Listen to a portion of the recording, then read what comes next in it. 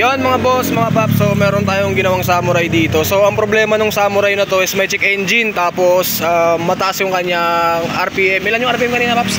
3.1. 3.1 yung RPM niya kanina. So niread natin no sa scanner, nakita natin na yung intake manifold tsaka TPS may problema. So hindi naman siya sira. Ang naging dahilan nun, sobrang carbon, madumi. Ilan na ako doon ito, paps?